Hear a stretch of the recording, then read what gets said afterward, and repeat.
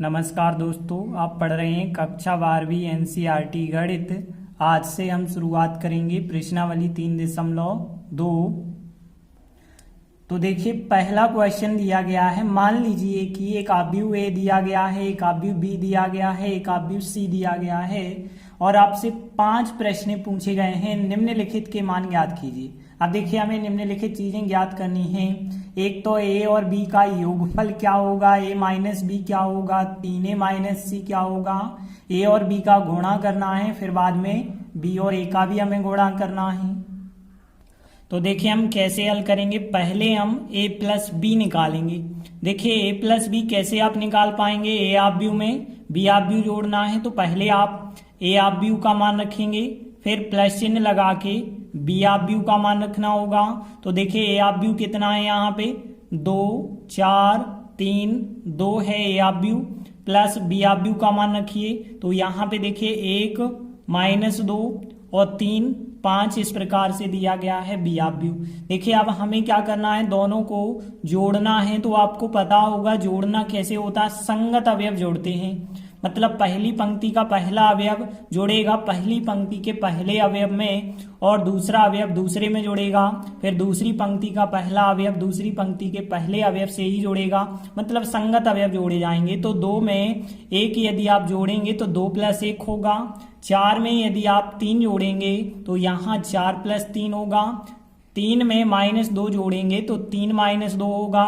2 में 5 जोड़ेंगे तो 2 प्लस 5 होगा। डायरेक्टली भी आप सॉल्व कर सकते थे। अब देखिए, जोड़ देते हैं तो कितना आएगा। यहाँ पे यदि हम देखें तो 2 और 1 3 आएगा।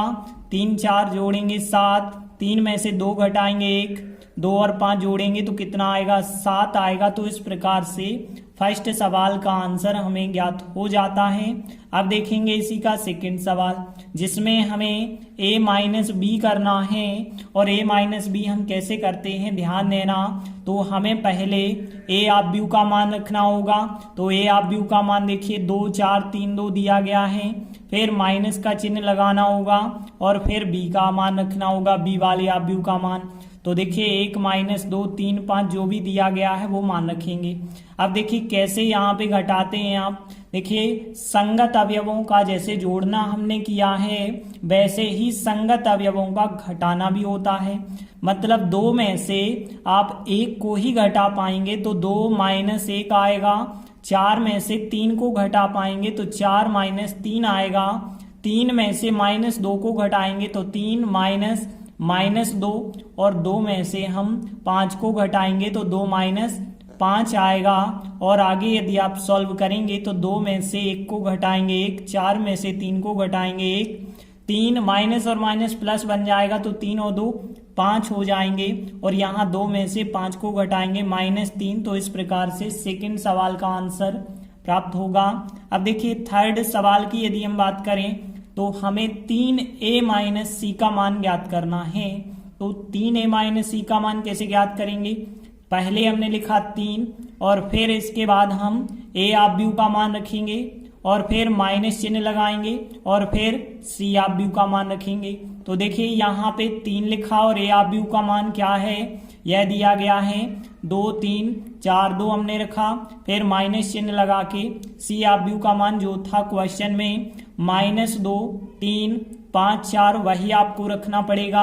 अब ध्यान देना, देखिए किसी भी आव्यूह के आगे यदि कोई संख्या लिखी है तो उस संख्या का गुणा हर एक अवयव से हो जाता है। तो यहाँ पे 3 का गुणा यदि हर एक अवयव से होगा तो 3 का 2 से ही यदि आप करेंगे तो कितना होगा, 6, 3 का 3 से करेंगे 9, 3 का 4 से करेंगे 12, 3 का 2 से करेंगे तो 6 हो जाएगा।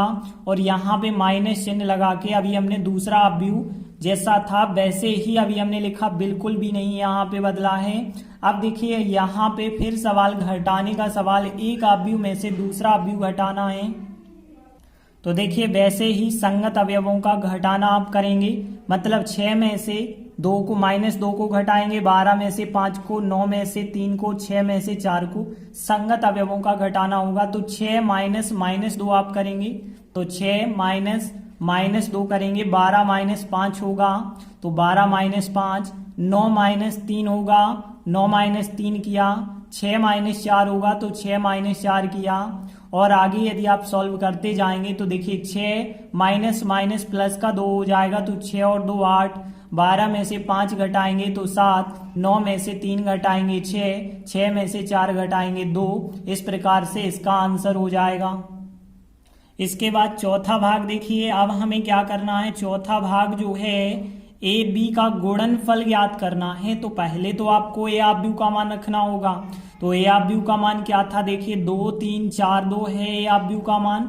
अब आपको कोई चिन्ह नहीं लगाना क्योंकि गुणा करना है। बी ऑफ बी का मान यदि आप रखेंगे 1 माइनस 2 3 5। अब देखिए हमें दोनों ऑफबियों का गुणा करना है। तो देखिए गुणा कैसे किया जाता है, हमने आपको उदाहरण वाले सवालों में बताया था कि एक पंक्ति का गुणा सीधे एक स्तंभ के साथ होता है। तो पहली पंक्ति का गुणा हम पहले स्तंभ से करेंगे, फिर पहली पंक्ति का गुणा हम दूसरे स्तंभ से करेंगे। अब हम फिर बाद में दूसरी पंक्ति लेंगे, पहले स्तंभ से और दूसरे स्तंभ से करेंगे। और देखिए कैसे गुणा करके क्या मिलता है, पहली पंक्ति का गुणा पहले स्तंभ से करते हैं तो A11 मिलेगा आपको। और यहाँ पे देखिए जिन सबका गुणा करेंगे उनका टोटल भी करना होगा, मतलब बीच में प्लस चिन्ह भी लगाते चलना है। तो देखिए यहाँ 2 का 1 के साथ होगा तो 2 आएगा, और 4 का -2 के साथ होगा तो -8 आएगा। जे मिला भी A11। यदि हम पहली पंक्ति का गुणा दूसरे स्तंभ से करते तो A12 मिलता। A12 हम यहाँ लिखेंगे तो 2 का 3 से गुणा करेंगे 6 मिलेगा, 4 का 5 से गुणा करेंगे तो यहाँ पे 20 मिलेगा। अब देखिए अब हम पहली पंक्ति का पहले और दूसरे स्तंभ से कर चुके हैं।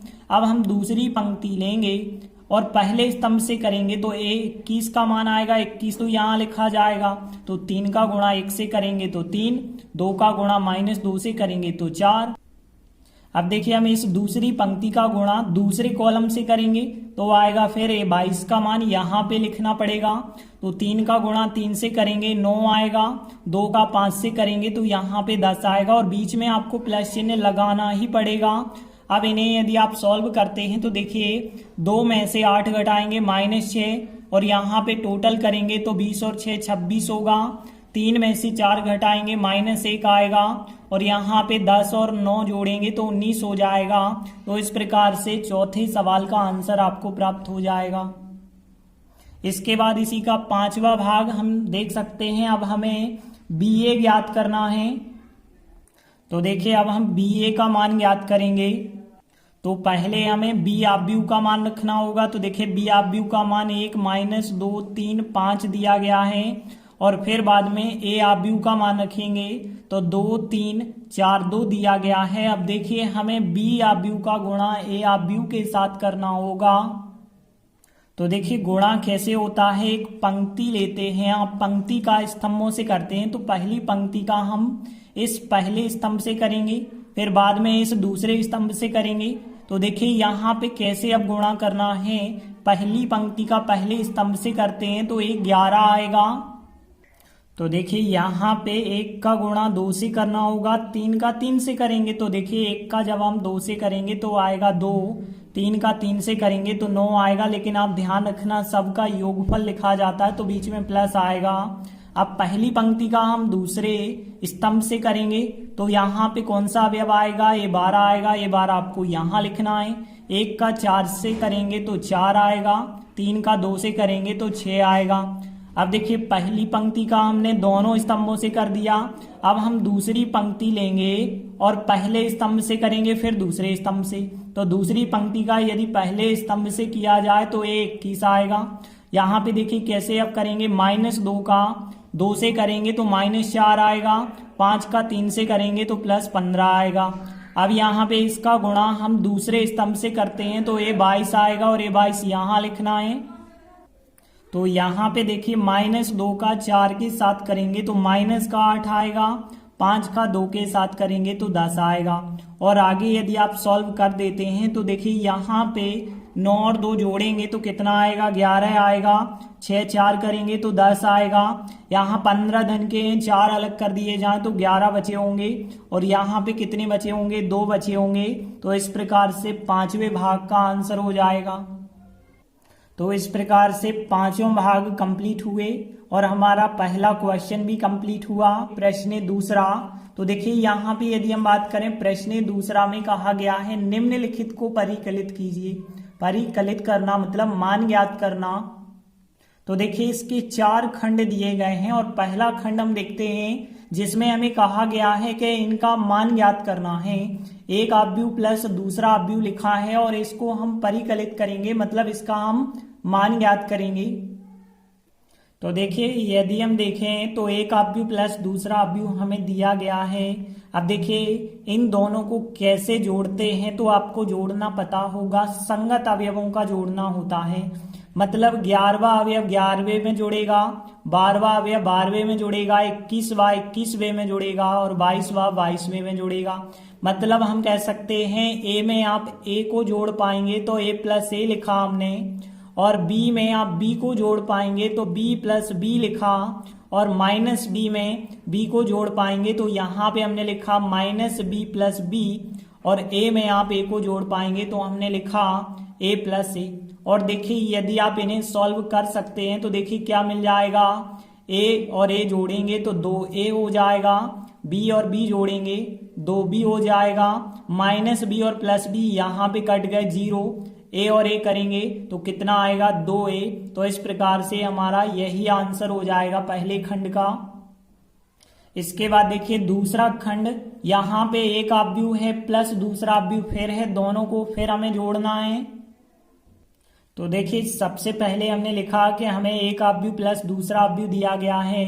अब देखिए इन्हें हम कैसे हल करते हैं, तो आप लोगों को पता है संगत अवयव जोड़े जाते हैं। तो इसका जो 11वां अवयव है इसके 11वें अवयव में जोड़ेगा, मतलब आएगा ए वर्ग प्लस बी वर्ग जो है इसमें क्या आप जोड़ पाएंगे, प्लस के 2ab इसमें जोड़ पाएंगे। और देखिए बी वर्ग प्लस सी वर्ग की यदि हम बात करें तो बी वर्ग प्लस सी वर्ग में 2bc को आप जोड़ सकते हैं तो 2bc जोड़ेंगे, और ए वर्ग प्लस सी वर्ग में आप इस संख्या को जोड़ पाएंगे तो ए वर्ग प्लस सी वर्ग में हम माइनस 2ac को लिख सकते हैं, जोड़ सकते हैं, और ए वर्ग प्लस बी वर्ग में यहाँ पे आप ए वर्ग प्लस बी वर्ग में माइनस 2ab को जोड़ सकते हैं। तो इस प्रकार से लिखा जा सकता है। इसके बाद देखिए यदि आपको सर्व समीकरण पता होंगी, ए प्लस बी का होल स्क्वायर क्या होता था, ए वर्ग प्लस बी वर्ग प्लस 2ab होता था। तो देखिए यहाँ पे आ चुका है ए वर्ग प्लस बी वर्ग प्लस 2ab, तो इसके स्थान पे आप क्या लिख सकते हैं, ए प्लस बी का होल स्क्वायर लिख सकते हैं।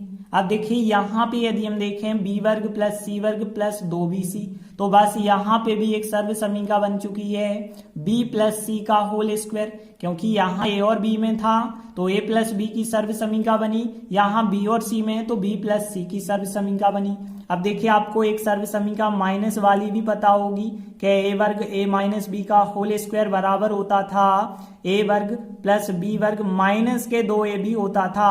तो देखिए यहाँ पे यह सर्व समीकरण लग जाएगी, तो यहाँ पे a माइनस बी का होल स्क्वायर बन जाएगा। अब देखिए यहाँ पे a और b में है इसलिए a माइनस बी का होल स्क्वायर बना, लेकिन यहाँ पे a वर्ग सी वर्ग माइनस 2ac है, तो यहाँ a और c में है तो a माइनस सी का होल स्क्वायर बन जाएगा। और पीछे आप बगल में लिख सकते हैं, चूंकि ये दोनों सर्व समीकरण होती हैं इस वजह से ऐसा हुआ है, और यही हमारा फिर आंसर हो जाएगा। इसके बाद देखिए इसी का तीसरा खंड, हमें एक आव्यूह प्लस दूसरा आव्यूह फिर हल करना है।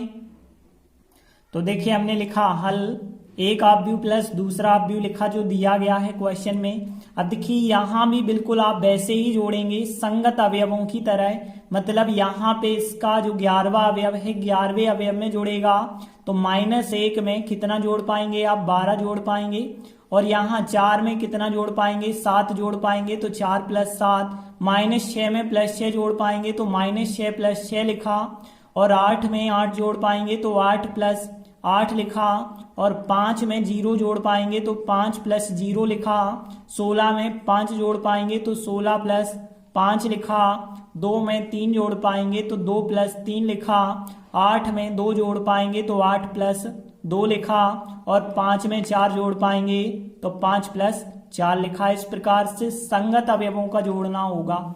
अब देखिए यहाँ पे और आगे सॉल्व करेंगे, माइनस के 1 हैं, प्लस के 12 हैं, तो 11 यहाँ आ जाएगा।